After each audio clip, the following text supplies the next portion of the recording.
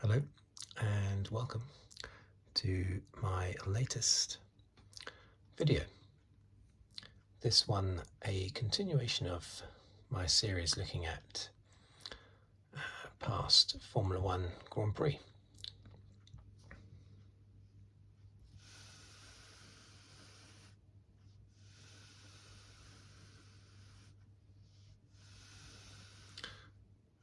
Today's one is going to be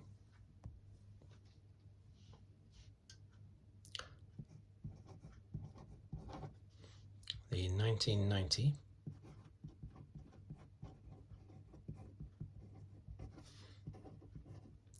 Australian Grand Prix,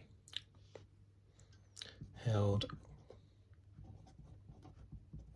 in Adelaide on the 4th of November 1990.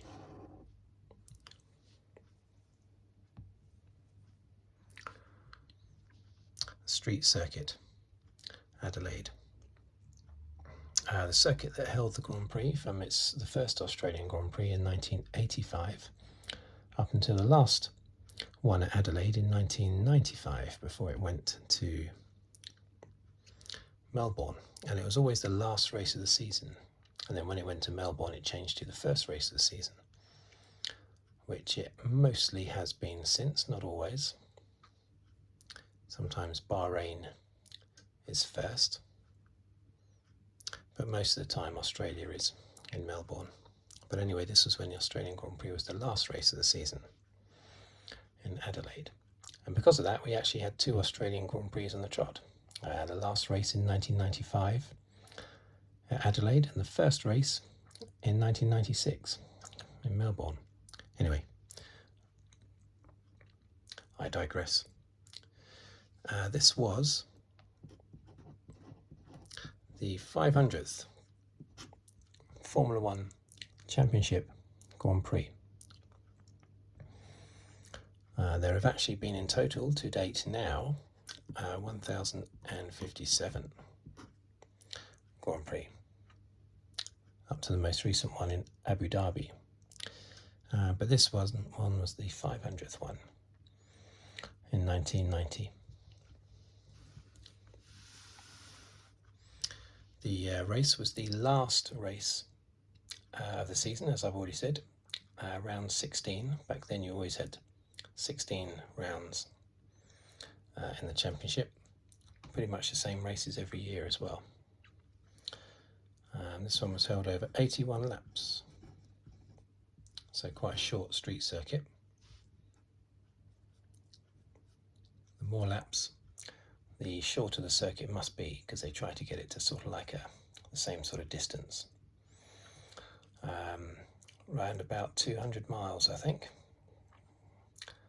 Sort of hour and a half, 200 miles type target is what they're looking for. So to have so many laps must mean that they're short laps. On pole position was Ayaton Senna. I always called him Ayrton, but apparently it is Ayaton Senna in his McLaren.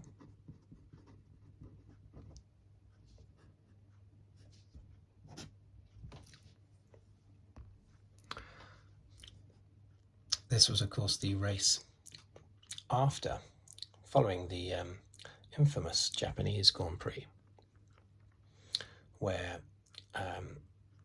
Senna and Prost had crashed at the first corner, with the heavy suggestion, somewhat backed up by Senna a year later, that it was deliberate by Senna, or rather Senna was not going to stop going into that corner on the first lap in Japan. Whatever happened, he was not going to stop. And of course they both got taken out and Senna was ahead in the championship, so it was enough to win him the championship regardless of what Prost did in this last race. Anyway, Ayaton Senna was on pole. Berger was alongside him. And then came Mansell. Prost and Lacey still impressing really well in as a Tyrrell. And then was Patrese. Oh, messed that up. And then came Piquet down in 7th place. That's notable because it was Piquet that won the race from down in 7th place. Very impressive. Before the race, there was the usual sort of yearbook photo session. They take a few pictures, well, one mainly, I suppose, of all of the drivers, like a school photo, basically. All of the drivers on the pit straight. And because it was the 500th Grand Prix, they had former world champions as well in a separate photo. Former and current world champions. But Alain Prost would not take part in either of the photos. Would not be in either of the photos simply because he was so annoyed by what had happened 2 weeks earlier in Japan, being taken out by Senna. In his mind, anyway. So he refused to take part. He was very, very, very bitter about it. Anyway, this is how they lined up on the grid. Senna and Berger in their McLarens. Mansell and Prost in their Ferraris. Lacey in his Tyrrell. And then Patrese in his Williams. And Piquet in his Benetton. Okay. So Piquet got off to an absolute flyer. And he pretty much overtook all of these cars. He got past Lacey and Patrese very quickly. On lap 3, he got past Prost. On lap 9, he got past Berger, who had already been passed by Mansell. So by lap 9, it was Senna leading, Mansell was in 2nd. Piquet was up to 3rd already. Then we had a number of laps, just with those 3 in that order, before Piquet managed to get past Mansell, which is a bit of a surprise. Piquet in his Benetton, but he was doing really well. He had won the last race, Piquet, in Japan as well, after the 2 main guys took each other out, and then Mansell retired as well from the lead. So Piquet inherited that race win, but he didn't inherit this one. So later in the race, he managed to get past Mansell as Mansell's tyres were wearing off. Piquet was still on just as old tyres, but his tyres were holding on a lot better. So then you had Senna leading, Piquet 2nd. Now, I'm not sure if Mansell was 3rd initially, yes, but then he stopped for tyres. I don't know if he dropped any places, I'm not sure, I can't remember now. I do remember this race. I watched it loads of times, the last sort of 10 laps or so, because it was very exciting. So I remember watching it lots and lots of times, having recorded it on VHS. Anyway, Mansell stopped for tyres because his tyres were knackered. And of course, Mansell on fresh tyres, Piquet ahead of him on older tyres. It was the 1987 British Grand Prix all over again at Silverstone. Mansell came charging back, setting fastest lap after fastest lap. The fastest lap had been Gerhard Berger's from 1987 in the Ferrari, which was about 120.5, something like that.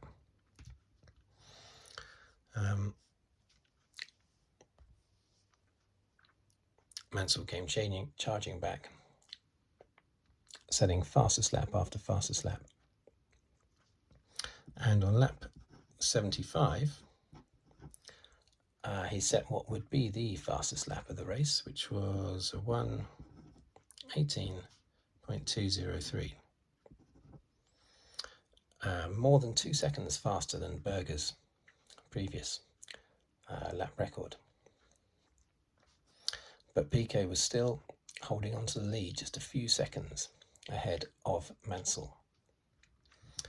And then on lap 79, Piquet managed to do a 1:18.527. What I had failed to point out, by the way, was that on lap 61, Ayaton Senna retired, gearbox failure. So Piquet and Mansell were actually fighting for the lead. Now Piquet leading, Mansell second, after Senna's retirement with gearbox failure on lap 61. So on lap 79, just 2 laps before the end, Piquet managed to do a 1:18.527, which ended up being the second fastest lap of the race. 0.3 slower than Mansell, but still the second fastest. That shows you how fast Mansell was going. But Piquet's was done on old tyres. His tyres were 79 laps old. So that was a very good lap, and much needed as well, because Mansell was all over him. And on the next lap, lap 80,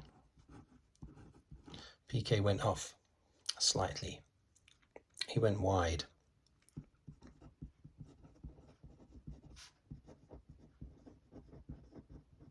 I think that's how you spell it. Wide at Brewery Bend, which I think is, from what I remember, because I can picture this in my head, and I think it's the last bend before the main straight in Adelaide. I think it's the last, and there's a big runoff area there, and you can sort of go wide and get back onto the track again, and that's what he did. But it cost him a second and a half, something like that. So Mansell was now just right behind him, like 1.5 seconds behind him, on his tail, all the way down that straight. Lap 81, the last lap, Mansell lunged and almost took Piquet and himself out. He went for a late lunge at the end of that long straight, I think, and just managed to back out of the attempt in time before both Piquet and Mansell were wiped out. So he just couldn't quite get past. So they crossed the line, first and second. First Piquet,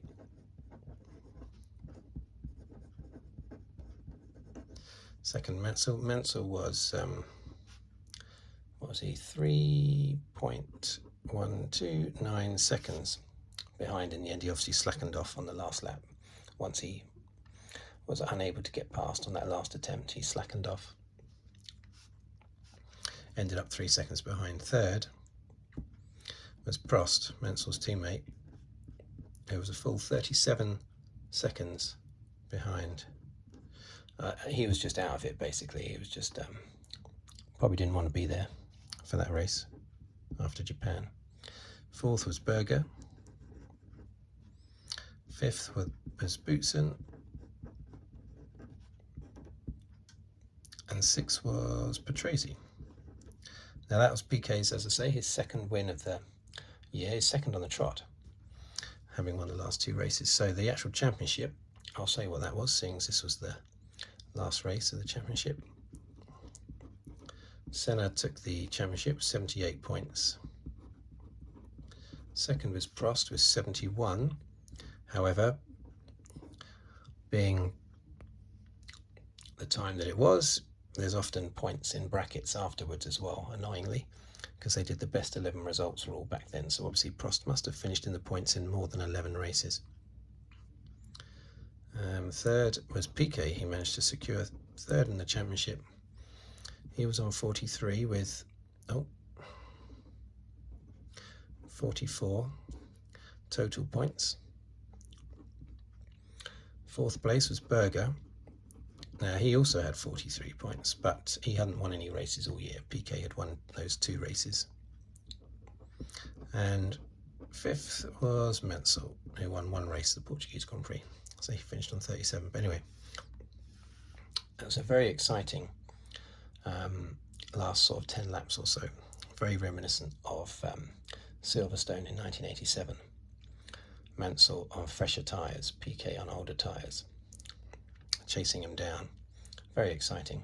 Once Senna retired on lap 61, it then became a very intense, exciting race to the finish. I'm not sure if the race is on YouTube. I don't have the VHS tape of it anymore, unfortunately, but if you can catch those last 10 laps of that race, I would highly recommend it. Very exciting. Okay, thank you for watching. Thank you for listening. And if you'd like to subscribe, please do so. That would be great. And I will see you on the next video. Thank you very much.